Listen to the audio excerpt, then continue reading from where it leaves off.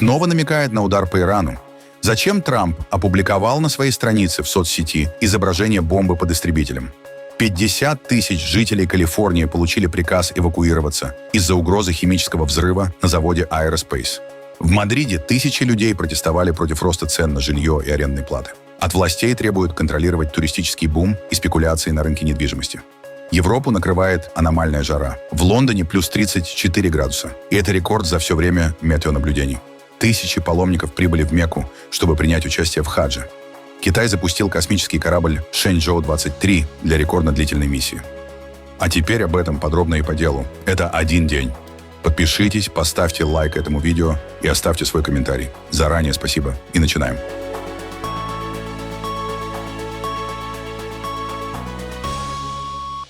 Соединенные Штаты ведут конструктивные переговоры с Ираном по новой ядерной сделке. Однако американская сторона сознательно не спешит с подписанием документа, поскольку время играет в ее пользу. Дональд Трамп, комментируя слухи о продвижении на переговорах с Ираном, заявил, что готовящаяся сделка будет куда лучше предыдущих соглашений, которые Штаты заключали с Тегераном. Если я заключу сделку с Ираном, это будет хорошая и правильная сделка, не такая, как та, что была заключена Обамой, которая дала Ирану огромные суммы денег и прямой путь к ядерному оружию. Наша сделка – полная противоположность, но никто ее не видел и не знает, что это такое. Она еще даже не полностью согласована. Так что не слушайте неудачников, которые критикуют то, о чем ничего не знают. В отличие от тех, кто был до меня и должен был решить эту проблему много лет назад, я не заключаю плохих сделок. Президент Дональд Трамп.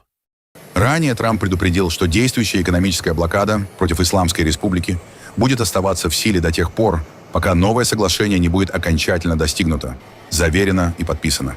Глава Белого дома в очередной раз подчеркнул, что позиция Вашингтона по ядерным амбициям Ирана остается бескомпромиссной. По его словам, власти Ирана должны четко понимать, что им не позволят разрабатывать или закупать ядерное оружие или бомбу. Вместе с тем, по информации CBS News, Иран так и согласился отказаться от высокообогащенного урана ради сделки со Штатами. По данным журналистов, верховный лидер Ирана уже одобрил рамки соглашения с администрацией Трампа, хотя детали еще продолжают согласовывать. Сделка предполагает два этапа. Сначала открытие Ормузского пролива и снятие американской блокады с иранских портов, а затем переговоры о сворачивании частей ядерной программы Тегерана. В Белом доме утверждают, что Иран не спорит с необходимостью утилизации урана. Сейчас обсуждается лишь механизм, как именно это будет происходить. Также в администрации Трампа прямо заявили, что Штаты не могут заставить иранцев сменить власть и готовы работать с нынешним режимом. Позднее Дональд Трамп опубликовал в Truth Social сгенерированное изображение бомбы под истребителем, на которой была нанесена его фирменная фраза «Благодарю за внимание к этому вопросу». По мнению журналистов, пост стал скрытой угрозой в адрес Ирана на фоне затянувшихся переговоров по ядерной программе и ситуации в Персидском заливе. В то же время иранское агентство Тасним сообщает, что предложенное соглашение с Соединенными Штатами может быть сорвано. Вашингтон стремится увязать разблокировку многомиллиардных замороженных активов Тегерана с его ядерными уступками.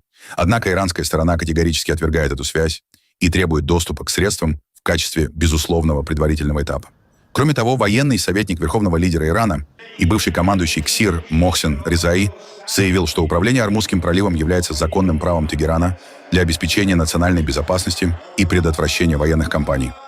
Он особо подчеркнул, что позиция Ирана в отношении этого стратегического узла остается бескомпромиссной. Если вы решите атаковать Ормузский пролив и войти в Персидский залив, во-первых, вас ждет исключительно трудный и болезненный ответ.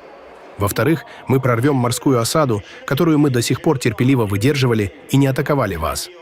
Но что еще важнее, я говорю вам, что мы можем выйти из договора о нераспространении ядерного оружия. Знаете ли вы, что означает эта угроза? Что с вами случится, если мы выйдем из договора? Поэтому сверните с этого пути. Это заключительный этап, который, по милости всемогущего Бога, определит судьбу всех этих 47 лет, обеспечив нам безопасность в Иране на следующие 50 лет. Почему Иран должен управлять Ормузским проливом? Потому что мы не хотим военного вторжения в Персидский залив. Мы остановили вторжение, мы остановили нестабильность. Ормузский пролив закрыт для предотвращения нестабильности и военного вторжения. Чтобы предотвратить новую войну в Персидском заливе, будь то против Ирана или против других стран, он закрыт. Да, Ормузский пролив закрыт в этом смысле, но для свободной торговли он открыт. С одной стороны, мы держим палец на спусковом крючке 4-й битвы, 4-го Харамшахра. С другой стороны, конечно, наши официальные лица также ведут переговоры о восстановлении прав иранского народа. Такова ситуация, в которой мы сейчас находимся. Что касается переговоров, Исламская республика предложила вам наименее затратный путь. Исламская республика говорит вам, что если вы продолжите войну, мы сделаем несчастным американский народ и американскую экономику. Иран здесь для честных переговоров с вами. Вы те, кто убил нашего верховного лидера и дорогих военачальников. Тот факт, что мы до сих пор с вами разговариваем, должен стать для вас ценной возможностью.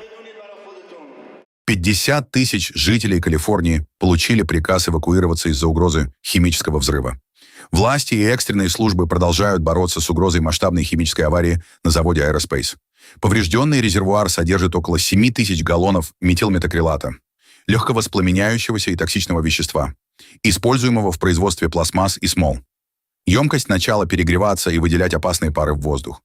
Сейчас пожарные круглосуточно охлаждают резервуар водой, пытаясь сдержать рост температуры и давления внутри. По данным спасателей, температура внутри аварийной емкости уже достигла примерно 32 градусов и продолжает повышаться примерно на 1 градус каждый час. В случае взрыва или разгерметизации в окружающую среду может попасть огромное количество токсичного вещества. Существует опасность загрязнения канализации, рек и даже океана. Медики также предупредили, что пары метилметакрилата способны вызывать раздражение легких, проблемы с дыханием, головокружение и потерю сознания при высокой концентрации. Дополнительную сложность создает тот факт, что дренажные клапаны резервуара не работают, из-за чего полностью откачать химикат пока невозможно. Возле Белого дома сохраняется спокойная обстановка спустя сутки после стрельбы у контрольно-пропускного пункта резиденции президента Соединенных Штатов. В субботу вооруженный мужчина открыл огонь рядом с Белым домом, после чего был ликвидирован сотрудниками United States Secret Service. Район Белого дома был усиленно охраняем. Территорию патрулировали вооруженные агенты, а на крышах разместили снайперов. Несмотря на произошедшее, туристы продолжают приходить к Белому дому и фотографироваться возле места стрельбы. Некоторые посетители заявили журналистам, что атмосфера в районе остается спокойной и тихой. Президент Дональд Трамп поблагодарил сотрудников секретной службы и полицию за оперативную реакцию. По его словам, у стрелка могла быть история насилия и навязчивый интерес к Белому дому. Для нас это было что-то новое, когда мы были в этом районе. Ну да, мы хотели посмотреть Белый дом. Если не считать стрельбы, да, здесь приятно. Спокойно, прохладно. Как будто вчера ничего не произошло. Так что все так же нормально, как и ожидалось. Это наша первая поездка в Штаты. Это наш первый город. Вашингтон, округ Колумбия. Мы хотели бы начать с осмотра Белого дома, потому что он просто потрясающий. Удивительное место для каждого туриста, я думаю. Ну, я понимаю, что, живя в этом районе, у меня должны быть серьезные опасения. Потому что это, на мой взгляд, наиболее логичная цель для открытой войны против этой страны. Но я вижу, что здесь сейчас постоянно находятся полицейские, сотрудники секретной службы, столичной полиции, парковой полиции, чтобы защитить это здание и находящихся в нем людей. Поэтому эти же самые люди по умолчанию защищают и меня. В результате российской атаки на Киев повреждения зафиксировано на более чем 40 локациях во всех районах города. По предварительным данным, 2 человека погибли, а еще 56 получили ранения разной степени тяжести. В Шевченковском районе пострадали бизнес-центр, школа и рынок. В Соломенском, Печерском и Оболонском районах зафиксированы попадания и пожары в многоэтажках, а также возгорания на складах и в строительном гипермаркете. В Дарницком районе горела кровля общежития, в Деснянском атаковали торговый центр и супермаркет. Попадания в дома зафиксировали также в Днепровском и Святошинском районах. Кроме того, в результате обстрела пострадал главный офис Укрпочты на Майдане Независимости. В Киеве также уничтожен памятник архитектуры Национальный музей Чернобыль. Во время атаки была почти полностью уничтожена Лукьяновская площадь. Сгорела череда зданий, в частности, сооружение торгового центра «Квадрат», вестибюль метро и Лукьяновский рынок. Он выгорел полностью. Запах гари слышно еще в нескольких кварталах, а движение транспорта остановлено на несколько дней. Как говорят очевидцы, сама Лукьяновка сейчас является большим пожарищем. Вчера ночью был ужасный прилет. Как видите, все сгорело дотла. Абсолютно ничего не осталось. Там было около 70 кранов, бойлеров, туалетов. раковин и большое количество сантехнического оборудования. Около 50 различных типов, включая водопроводные и смывные механизмы. Здесь было все. Моя жизнь, все, что я заработала, и теперь все это исчезло. Это невозможно. Как мы можем продолжать жить? Как объяснить Путину, что он должен попытаться положить конец всей этой агрессии против нашего украинского народа? Ради чего все это? В центре Киева после массированного российского обстрела пострадало и одно из кафе, которое открылось буквально накануне. Однако заведение продолжает работать с выбитыми окнами, а владелец угощает киевлян кофе. Вчера мы дожили до этого дня открытия. Было грандиозное событие. Было весело, красиво и круто. У нас выступал диджей, а потом начался ужас. Сначала попала ракета, был взрыв, и сработала моя сигнализация, та, которая срабатывает от разбитых окон. Поэтому я оделся и поехал сюда. Когда эмоции немного утихнут, мы подумаем, стоит ли все восстанавливать, как продолжать работу или стоит ли вообще работать. Сейчас мыслей много, но решений меньше, чем мыслей. Я решила поддержать ребят. Я знаю, что они недавно открылись, я постоянно видела, как здесь ведутся какие-то работы, поэтому это мой первый визит, к сожалению, в таких обстоятельствах, но я надеюсь, что он не последний. Лишь 17% опрошенных немцев уверены в способности своих вооруженных сил защитить страну в случае нападения. Об этом свидетельствуют результаты опроса Института Инса, проведенного по заказу газеты «Билд». 72% респондентов заявили о частичном или полном несогласии с тем, что Бундесвер сможет адекватно защитить Германию в случае нападения другого государства. Несмотря на предупреждение военного руководства Германии о возможной угрозе России, немцы стали меньше бояться прямого нападения Путина. По данным исследования, только 38% опрошенных немцев обеспокоены тем, что Россия в ближайшее время может совершить военное нападение на Германию. Это на 14% меньше, чем в сентябре 2025 года. Опрос был проведен на фоне новых прогнозов относительно возможной угрозы со стороны Кремля. Генеральный инспектор Бундесвера Карстен Броер ранее предупреждал, что Россия может попытаться проверить НАТО на прочность уже к 2029 году или даже раньше. В Анкаре вспыхнули столкновения после решения турецкого суда отстранить лидера главной оппозиционной партии, республиканской народной, Özgür Özel, от должности. Суд аннулировал результаты съезда партии 2023 года и восстановил в должности бывшего председателя Кемал Кылычдароглу. После этого полиция получила приказ освободить штаб-квартиру Republican People's Party в Анкаре. Правоохранители применили перцевый спрей, разбили стеклянные двери и прорвали баррикады у входа в здание. У штаб-квартиры произошли столкновения между сторонниками Азеля и Кылычдароглу, которые бросали друг в друга бутылки и устраивали потасовки. Несмотря на давление полиции, руководство партии отказалось покидать здание. Позже сторонники Азеля прошли маршем к парламенту Турции, прорвав полицейские заграждения на одной из центральных улиц столицы. Сам Азель выступил перед сторонниками с крыши автобуса и назвал решение суда судебным переворотом. Политический кризис уже вызвал падение турецкого фондового рынка и усилил напряжение в стране на фоне подготовки к будущим президентским выборам. Избранные должностные лица всегда должны управлять страной. Мы поддерживаем избранных должностных лиц. Мы не поддерживаем назначенных должностных лиц или доверенных лиц. Поэтому мы поддерживаем тех, кто приходит к власти путем выборов. Судебная система не независимая, и сейчас они пытаются уничтожить партию извне. Поэтому я, как гражданин, пришел поддержать Республиканскую народную партию. Это поворотный момент в судьбе страны. Вот почему я здесь. Я здесь, чтобы возродить Турцию на этом поворотном этапе, чтобы вернуть ее в прежнее состояние. В Мадриде тысячи людей вышли на массовые протесты против стремительного роста цен на жилье и арендные платы. Участники акций заявляют, что туристический бум, спекуляции на рынке недвижимости и деятельность инвестиционных фондов делают жилье недоступным для обычных жителей. Протестующие прошли по центру испанской столицы с плакатами «Дома для жизни, а не для спекуляций» и «Покончим с жилищным бизнесом». Организаторы акции обвиняют власти в недостаточной защите арендаторов и отсутствии мер по сдерживанию роста цен. Одной из участниц митинга стала 87-летняя Мари Кармен Абаскаль, прожившая в своей квартире около 70 лет. Женщина рассказала, что теперь ей грозит выселение после того, как дом выкупил инвестиционный фонд. В последние годы стоимость аренды и покупки жилья в Испании резко выросла, особенно в крупных туристических городах. Жилищный кризис уже стал одной из главных тем общественных дискуссий и может сыграть важную роль на парламентских выборах 2027 года. Мне уже очень много лет. Я живу одна, у меня нет семьи. И я живу в этом доме уже 70 лет. Фонд «Стервятник» купил его по той же цене, по которой я могла бы его купить. А в 2021 году они подали на меня в суд, потому что у меня есть старый договор аренды. Они пытались выселить меня в октябре 2025 года, но им это не удалось. Теперь они попытаются выселить меня 3 июня. Дом предназначен для людей, которые в нем живут. Я живу в своем доме 70 лет. Моя мебель меня знает. И я знаю свою мебель, я знаю свои стены. И я за ними ухаживаю. Почему? Потому что это мой дом.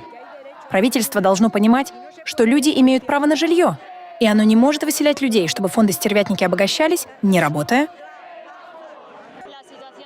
Ситуация наших соседей такова, что нет достойных домов по доступным ценам для семей. Сейчас нет регулирования арендной платы. Ипотечные кредиты очень высоки. И с нашими зарплатами в Испании мы не можем позволить себе жилье. Я могу оставаться в своем доме, потому что мне повезло с хорошей зарплатой.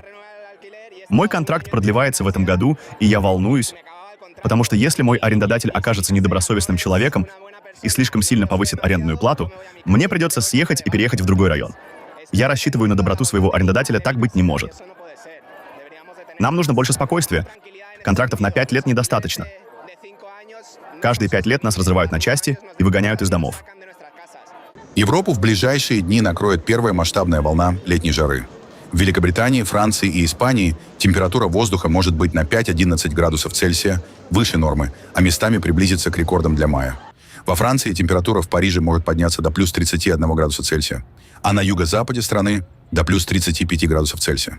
Французская служба Метео Франс предупреждает, что из-за изменения климата волны жары начинаются все раньше и длятся дольше. Самые высокие температуры прогнозируют в Испании. По оценкам государственной метеослужбы, в районах Гвадианы и Гвадалквививира воздух может прогреться до плюс 38 градусов Цельсия. В Лондоне в понедельник может быть побит почти столетний температурный рекорд для мая из-за мощного теплового купола над Великобританией и северо-западной Европой. По данным британской метеослужбы, температура воздуха может подняться до 34 градусов тепла, что более чем на 10 градусов выше климатической нормы для конца мая. Если прогноз подтвердится, будет превышен рекорд в 32,8 градуса Цельсия, установленный в Великобритании еще в 1922 году. Синоптики также отмечают, что в ближайшие дни в Лондоне может оказаться жарче, чем в Афинах, где обычно фиксируются более высокие температуры в это время года. С тех пор, как я переехала сюда в 2019 году, здесь стало жарче и становится все жарче и жарче. И это поднимет важные вопросы об изменении климата и о том, какое влияние изменение климата окажет не только на обычное гражданское население Лондона, но и на фермеров, на дикую природу, на выживание животных. Потому что это меняет всю экосистему. Что ж, вчера по радио говорили, что, похоже, май будет одним из самых жарких месяцев за всю историю наблюдений. И да, изменение климата действительно очевидно, и это на всех нас влияет. Сейчас это как рай. С 8 часов утра я пришел в 8 очень рано, с 8 до 9:30. Я проплыл 3 километра со своим клубом, а потом пришли дети, и сейчас все просто замечательно. Тысячи паломников заполнили Великую мечеть в Мекке, чтобы принять участие в еженедельной совместной молитве. Они уже начали совершать таваф, ритуальный обход вокруг Каабы, в преддверии ежегодного хаджа. Хадж считается 5-м столпом ислама и является обязательным хотя бы раз в жизни для каждого мусульманина, который физически и финансово способен совершить паломничество. В этом году хадж официально стартует вечером 24 мая и продлится до 29 мая, а его кульминацией станет праздник Эйд-аль-Ада в середине недели. Саудовская Аравия ожидает прибытия более 1 миллиона паломников со всего мира и уже ввела усиленные меры безопасности и контроля в Мекке.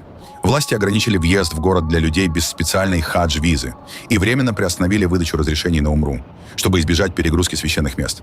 Особое внимание уделяется защите людей от жары и давки, поскольку температура в Мекке в эти дни может превышать 40 градусов. Для паломников подготовлены дополнительные медицинские пункты, системы охлаждения и усиленный контроль за потоками людей. Хадж ежегодно собирает мусульман разных национальностей и считается одним из крупнейших религиозных событий в мире, символизируя единство и равенство верующих перед Богом. Китай успешно запустил пилотируемый космический корабль «Шэньчжоу» с космодрома Jiuquan Satellite Launch Center. Ракета-носитель вывела корабль на заданную орбиту примерно через 10 минут после старта. На борту находятся 3 тайконавта: командир Чжу Янджу, бортинженер Джан Шиюань и специалист по полезной нагрузке Лай Каин, ставшая первым в истории представителем Гонконга в космической миссии Китая. Экипаж направляется на орбитальную станцию Tiangong Space Station, где проведет десятки научных экспериментов и сменит команду миссии Шэньчжоу-21. Главной особенностью полета станет годовая миссия одного из членов экипажа. Впервые китайский тайконавт проведет на орбите 365 дней. В Пекине заявляют, что этот полет является важным этапом подготовки к первой высадке китайских астронавтов на Луну до 2030 года. Станция Тяньгун, что переводится как «Небесный дворец», функционирует в постоянном пилотируемом режиме с 2021 года, составляя прямую конкуренцию проектам НАСА. Уважаемые начальники и товарищи, согласно данным о полете ракеты и расчетам Пекинского центра управления полетами аэрокосмической отрасли, на основе данных мониторинга ракета-носитель Long March 23 точно вывела пилотируемый космический корабль Шэньчжоу-23 на заданную орбиту. Космический корабль функционирует нормально. Настоящим объявляю запуск пилотируемого космического корабля Шэньчжоу-23 полностью успешным. В Siberian Tiger Park на северо-востоке Китая с начала апреля родилось более 30 детенышей сибирского тигра, одного из самых редких хищников в мире. Сейчас в парке продолжается пик сезона размножения этих животных, который традиционно длится с апреля по июнь. Новорожденные тигрята находятся под круглосуточным наблюдением сотрудников центра, поскольку первые недели жизни считаются для них самыми опасными. Малышей помещают в специальные инкубаторы с постоянной температурой около 28 градусов, чтобы помочь им поддерживать нормальную температуру тела. Полосы каждого тигра уникальны, как отпечатки пальцев человека. Мы также замечаем различия в их чертах лица. У одних большие глаза, у других маленькие.